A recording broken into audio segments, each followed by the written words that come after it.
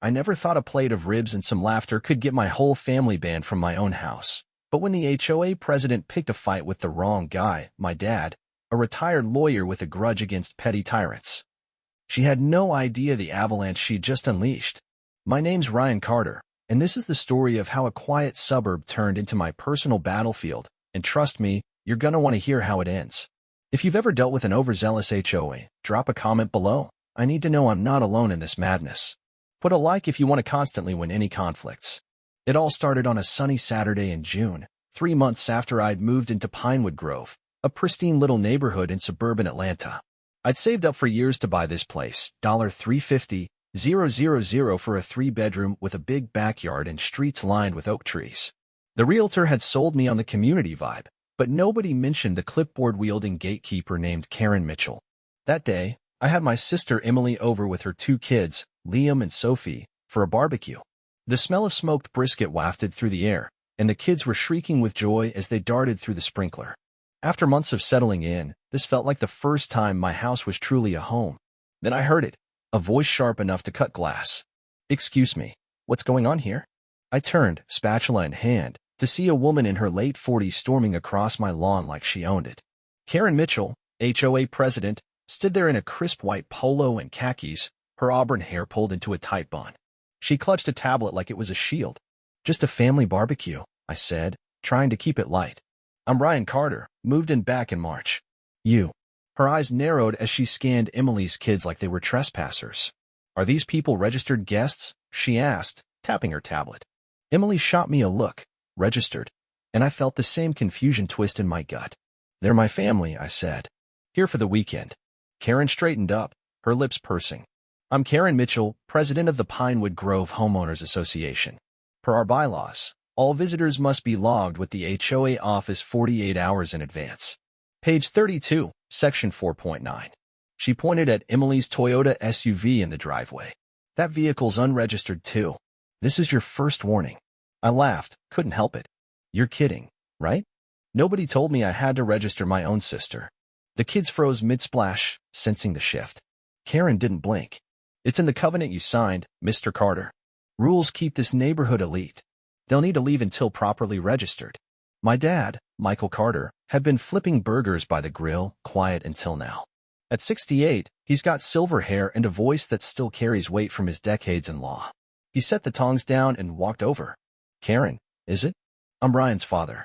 Are you saying my grandkids can't visit without a permission slip?" Karen faltered for a split second, then doubled down. "Even family must follow protocol, sir. It's about security." Dad tilted his head, that lawyer gleam in his eye. "Interesting. I'd love to see the legal basis for an HOA overriding basic property rights." Karen's cheeks flushed, but she forced a smile. "This is a one-time courtesy. Register them by Monday, or there'll be consequences." She marched off, leaving a chill in the air despite the Georgia heat. As we sat down to eat, Emily muttered, "Does she patrol backyards all day?" I shrugged, brushing it off. "First time I've seen her. Probably nothing." But Liam, my 7-year-old nephew, tugged my sleeve. "Are we in trouble, Uncle Ryan?" His wide eyes hit me harder than Karen's clipboard ever could. "No way, bud," I said, ruffling his hair. "She's just a stickler for rules." That night, though, I couldn't shake the feeling that this was only the beginning. Across town, Karen wasn't wasting time. In her home office, surrounded by framed HOA awards, she typed an email to the board. Subject, new resident noncompliance. "Ryan Carter's attitude suggests he'll be a problem," she wrote. "We need to enforce standards early." Her vice president, Greg Larson, replied within minutes, agreed. "Let's make an example of him." Neither of them knew my dad was already pulling his old HOA handbook from a dusty box in his Marietta condo, flipping through it with a pen in hand, muttering, "Let's see what they're really playing at." Back at my place, the ribs were cold, and the kids were asleep on the couch. I stared out at the darkening street, the perfect lawn suddenly feeling less like a dream and more like a cage. Little did I know, Karen's next move was about to turn my life upside down, and it'd start with a knock on my door I'd never forget. I thought the HOA couldn't sink lower than harassing my barbecue, but when Karen Mitchell crashed my 35th birthday with a $600 fine and a smug grin, right as my mom carried in the cake, I saw red, and my dad saw a lawsuit. My name's Ryan Carter, and Pinewood Grove was about to learn that messing with my family was the dumbest move they'd ever made. It was a sticky July evening, 3 weeks after that backyard standoff. I'd just gotten a promotion at my marketing job, $15,000 raise, thank you very much, and invited my parents over to celebrate. Mom, Linda Carter, burst through the door with her famous triple chocolate cake, candles flickering, singing happy birthday, so off-key it made me laugh despite the stress Karen had already caused. Dad followed with a wrapped gift, his old lawyer calm masking the storm I knew he could unleash. We settled on the porch with iced tea, the Atlanta humidity clinging to us like a second skin. Proud of you, kid, Dad said, clapping my shoulder. For a moment, everything was perfect. Then headlights sliced through the dusk. A gray SUV circled my block twice before parking across the street. Out stepped Karen, flanked by Greg Larson, her balding, golf shirt-wearing VP, and a pinch-faced woman I'd later learn was Cheryl Brooks, the HOA treasurer. They strutted toward my house like they were the Secret Service, Karen's tablet glowing in her hand. Ryan Carter, she barked, loud enough for the neighbors to peek through blinds. Identify those people on your porch now. My stomach dropped. They're my parents, Karen. Here for my birthday. Greg smirked, tapping his phone. No registration on file. That's violation too. Cheryl adjusted her glasses, her voice nasal and smug. Unregistered guests threaten our community's integrity. It's a security issue. Mom blinked, bewildered. Security? We're just eating cake. Dad stood, slow and deliberate, his iced tea still in hand. We've met, Karen. Michael Carter. Tell me, does your security justify finding a man for his parents visiting? Karen climbed my porch steps uninvited, her heels clicking like a countdown. Rules are rules, Mr. Carter. This is a $600 fine, second offense, per section 7.2. She slapped a pink slip into my hand, the ink still warm. Payable in 15 days. I nearly choked. $600? For my parents? Are you out of your mind?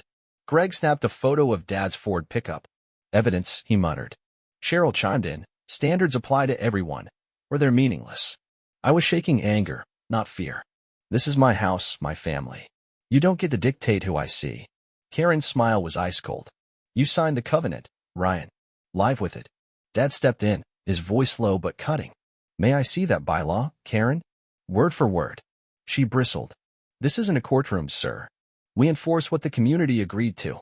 She turned on her heel, her posse following like trained dogs, leaving me clutching that fine as neighbors whispered behind curtains. Inside, Mom blew out the candles herself, her hands trembling. Do we need a permit to visit you now? She asked, half joking, half hurt. I slammed the fine on the table. No way. This is insane. Dad was already skimming the HOA covenant I dug out from a moving box, his pen circling vague phrases. This visitor rule's flimsy, he said. It mentions extended stays, not family dropping by. They're overreaching. Meanwhile, across the street, Karen's living room buzzed with fury. He's defiant, she hissed to Greg over a glass of Chardonnay. We need tighter control, ID checks, maybe cameras. Greg nodded. His dad's a lawyer, though. That's trouble. Karen smirked. Retired or not, he's no match for our board. Back at my place, I couldn't sleep. That $600 fine wasn't just money, it was a slap in the face, a power trip I couldn't ignore. I texted my neighbor Tyler, a lanky guy who'd lived here 6 years. Is the HOA always this nuts? His reply came fast. Karen's the worst since she took over. The old board didn't care about guests. I stared at my phone, then out at the street where Karen's SUV still loomed. That's when I heard it, a faint tap-tap on my mailbox. At 2 a.m., I crept outside and found a handwritten note in Karen's spiky scroll. Board meeting Wednesday, 6 p.m. Be there. No signature, but the threat was clear. The next morning, I called Dad. They're summoning me to a meeting. What's their game? His voice sharpened, that old courtroom edge kicking in. They're testing you, Ryan. Time to test them back. I've got a friend at the county clerk's office. Let's dig into Pinewood Grove's records. As he spoke, I glanced out my window. A maintenance truck was installing a camera at the neighborhood entrance, its lens pointed right at my driveway. My blood ran cold. This wasn't just about a fine anymore, it was war. I didn't sign up to be a prisoner in my own home, but when Karen Mitchell tried to turn my sister's emergency hospital run into an HOA power play blocking my driveway while she screamed in labor, I flipped the script, and with my dad's legal muscle, we started tearing her little empire apart. My name's Ryan Carter, And this is where Pinewood Grove's HOA learned they'd picked the wrong family to bully. It was a muggy Wednesday night, 2 days after that birthday fiasco with the $600 fine still burning a hole in my pride. My sister Emily called at 11 p.m., her voice trembling. "Ryan, my water broke. 3 weeks early." She and her husband, Josh, were crashing at my place while their Buckhead condo got new floors. I bolted to their guest room, heart pounding. Emily was doubled over, clutching her belly, Josh fumbling with their hospital bag. "We've got this," I said, guiding her to my Jeep. "Hospital's 20 minutes away. Let's move." I reversed out of my driveway and slammed on the brakes. Karen's gray SUV sat like a barricade, headlights glaring. She stepped out, Greg at her side, both in matching HOA polos like some twisted neighborhood militia. "Going somewhere with unregistered guests?" Karen shouted, pointing at Emily, who groaned through a contraction. I lost it. "She's in labor, Karen. Move your car now." Greg smirked, pulling out his phone to record. "Another violation. You should have planned for emergencies." Josh ran up, frantic. "Please, our baby's coming early." Karen crossed her arms, unfazed. "Rules don't bend, Mr. Carter. I'll need proof this is legit, not a trick to dodge policy." Emily screamed, sweat beading on her forehead, and I saw red, literal red, blood staining her jeans. "Call 911.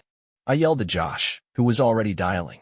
Karen flinched, her smug mask cracking, but she didn't budge. Neighbors trickled out, Mrs. Harper in her robe, Tyler with his dog, watching in horror. "Karen, she's bleeding," Mrs. Harper shouted. "This is insane." The ambulance took 12 agonizing minutes, siren wailing as medics wheeled around Karen's SUV to load Emily in. Josh climbed aboard, and I turned to Karen, voice shaking with fury. "Move. Now." She smirked, loud for the crowd. "The boards voted all unregistered guests are banned from Pinewood Grove, effective immediately. Your family's out." Gasps rippled through the neighbors. "You can't ban family," Mrs. Harper snapped. Greg waved his phone. "Section 39.4, Emergency Powers. It's legal." I didn't argue. I sped to Emory Hospital, hands white-knuckling the wheel. Emily delivered a tiny girl, Ava, at 1:14 a.m. for pounds, 2 ounces, but breathing. While Josh held her in the NICU, I called Dad. Karen blocked us. Emily almost didn't make it. "They've banned the family." Silence stretched, then his voice turned steel. "Text me their names, Karen Mitchell, Greg Larson. Addresses if you've got him." "What's the plan?" I asked. "Nothing shady," he said, "but nobody threatens my granddaughter." By dawn, Dad was at the hospital, tie loosened, laptop open. "Pinewood's HOA charter's a mess," he said, eyes glinting. "Half their bylaws aren't filed with Fulton County." "Karen's title?" "Self-appointed, not official." I grinned. "So we've got her?" "It's a start," he said. "Greg's got a landscaping gig with an HOA contract. $80,000 last year alone. Cozy, right?" Across town, Karen was rallying her board in her pristine living room. "Ryan's father's a liability," she snapped. "We double down visitor checkpoints, fines up to $2,000. Greg nodded. "He'll crack." But I wasn't cracking. I was plotting. Thursday, I hit the HOA meeting Karen had invited me to, armed with Dad's notes. The community center was packed, her cronies at a table up front. "Mr. Carter," Karen sneered as I walked in, "here to apologize?" I smiled, loud and clear. "Nope. Here to ask why you're pocketing HOA dues while banning my niece from her own uncle's house." The room buzzed. Greg sputtered, "That's slander." I held up Dad's printout. "Is it? Your landscaping deal says otherwise, $80,000 for patchy grass." Neighbors leaned in. Tyler stood. "My patio permit got denied last year. Said there was no budget." "Where's the money, Karen?" Her face went scarlet. "This is out of order." "No," I shot back. "You blocking my pregnant sister was out of order. I've got witnesses and a lawyer who's already talking to the county." Mrs. Harper clapped. "About time someone called her out." Karen banged a gavel, but the crowd was mine. "Meeting adjourned," she yelled, storming out. Greg lingered, glaring. "You'll regret this." I shrugged. "We'll see." That night, Dad called. "County's sending inspectors tomorrow, financial audit, the works." Karen's done. I looked out my window, orange cones lined the entrance, a sign reading visitor approval required. They were digging in. But so was I. I never imagined my fight over a backyard barbecue would end with Karen Mitchell hauled off in cuffs, her HOA kingdom crumbling under the weight of my dad's legal hammer. But when you push a family too far, You'd better brace for the reckoning. I'm Ryan Carter, and this is how Pinewood Grove went from a clipboard nightmare to a neighborhood reborn. Stick around to the end. I've got a question for you that'll make you cheer or cringe, so let me know in the comments. It was a stormy Friday morning, the day after I'd turned Karen's HOA meeting into a public roast. Rain hammered my roof as I sipped coffee, watching county vans roll into Pinewood Grove's community center. Suits with briefcases marched inside, faces grim. My phone lit up, Mrs. Harper texting, "Karen's freaking out. Audit's here." I grinned. Dad had pulled strings faster than I'd expected. Across the street, Karen's blinds snapped shut, but I knew she was pacing, plotting her next move. By noon, neighbors buzzed on our group chat. Tyler posted, "They're seizing records, boxes everywhere." I stepped outside, rain soaking my hoodie, and saw Karen charging toward the center, umbrella flapping. "You can't do this," she shrieked at a tall woman in a navy blazer, holding a county warrant. "This is our property." The woman didn't flinch. "Ms. Mitchell, under Georgia Code 44-3-220, we're authorized to audit HOA operations. Step aside." Karen's face twisted. Panic, not power, ruled her now. Dad pulled up in his pickup, windshield wipers slashing. "Morning, son," he said, stepping out with a thick folder. "County found gold already. Karen's been funneling $120,000 to a fake consulting firm tied to her cousin." My jaw dropped. "That's our dues." He nodded. "And Greg's landscaping racket? Overcharged us $95,000 since 2022. It's all here." We joined the growing crowd, Mrs. Harper, Tyler, even quiet Mr. Evans with his cane, watching the unraveling. Inside the center, chaos reigned. Cheryl Brooks sobbed as she handed over a laptop.